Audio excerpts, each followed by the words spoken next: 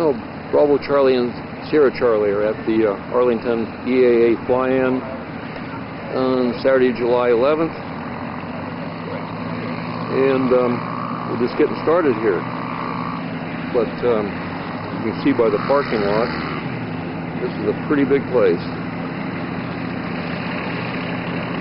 A couple guys coming in. Right. Absolutely. Take this for a second. Just one gauge is. Yeah, we sure got a bunch of different designs here. The Super Magnum.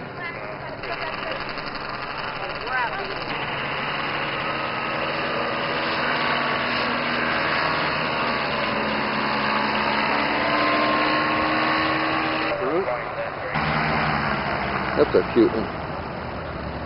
Yeah.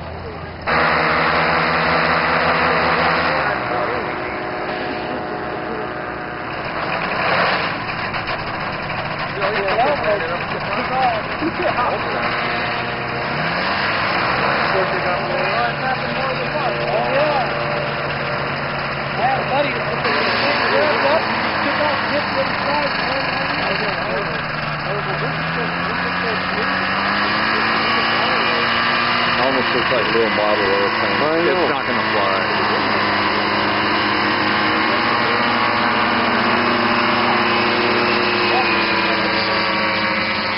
He's got power going up to there. I didn't think so, but I guess so. Got there. You know what? It's a flexible cable. Yep. Really.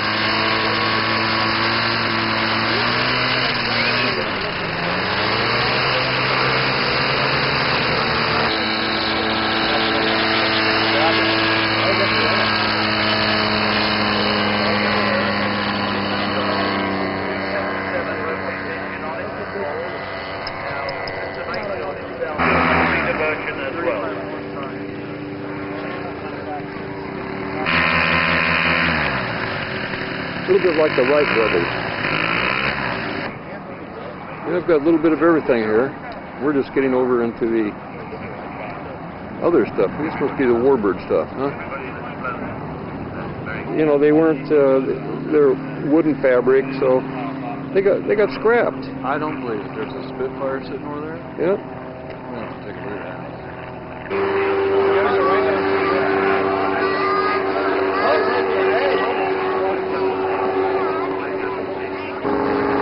Well, we got a Yak all the way down there, VT-13, T6, a whole bunch of T6. Over to the biplane, Spearmans. Hey, we got a lot of stuff here, huh? We just happened to come in where the ultralights were. Well, we're going to run out of battery here, I know that. It's a long ways back to the car. Well, that's a pretty nice looking airplane. A Waco. UNC.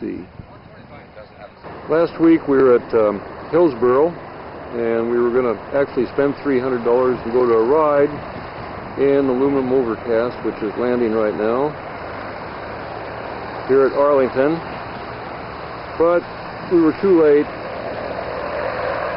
So anyway, I've noticed the B-17 has just landed. We'll be taxiing back, and the skies are lightening toward the south, which is our... I'll maybe give them a thank you for it.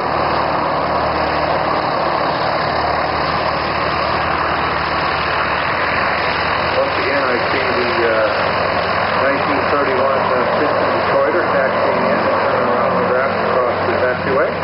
Way to go, and of course if it grabs you, you can go down to the helicopter area at the north end of the campgrounds and get a different ride. Big hand for the two greatest countries in the world. Well, I'll tell you, we didn't have a jumper, we didn't have a flag, but we're starting an air show in a way. You betcha. Dean, what's our first flag? Well, I'll tell you. You want me to read it to you or tell you what's going to happen? No, don't read it. I don't have any idea.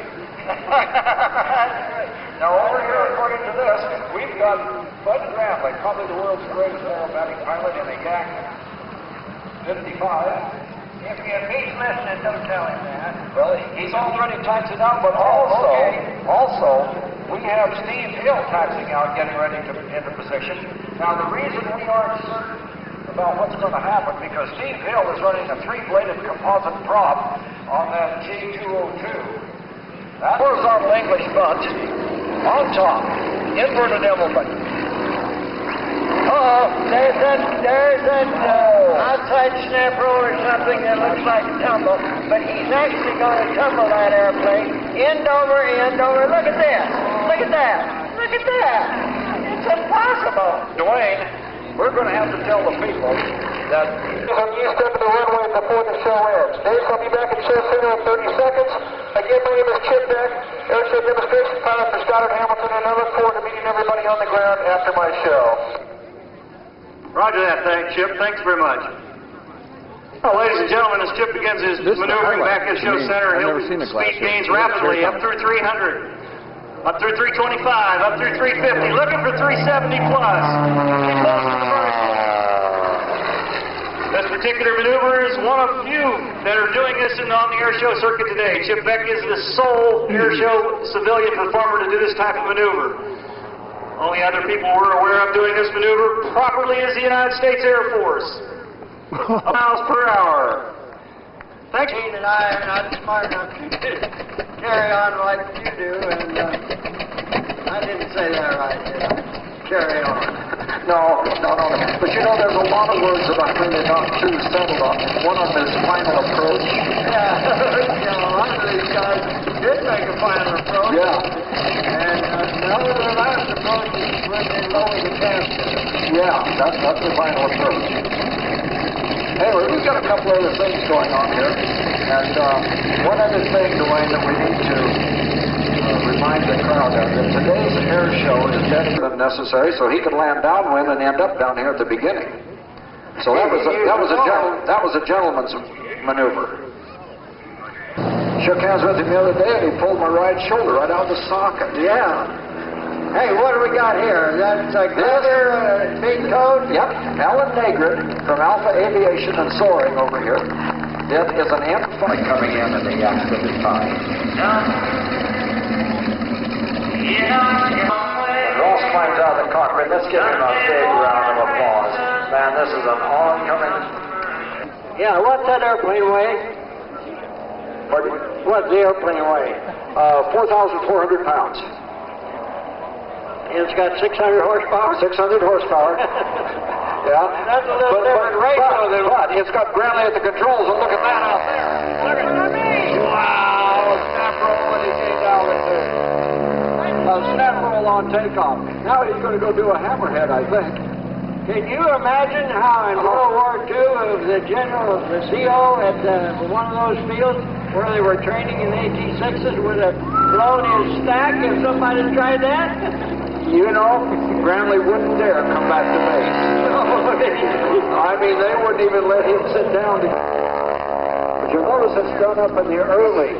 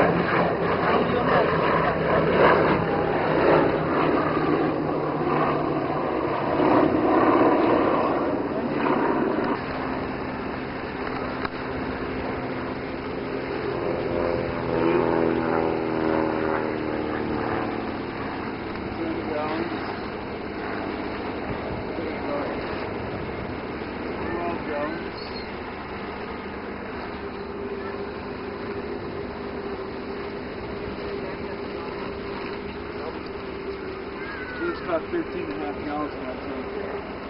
Perfect. And this is Addison Pemberton's Stanger Wing Beach, We had, what, and he 100 gave gallons left. Steve a ride in 1992. Geez, that's been a long time ago already, 6 years ago, at Cottage Grove in his, 156. So with the weather, I don't like. it was really ancient Stearman. Go to the moon. There we go.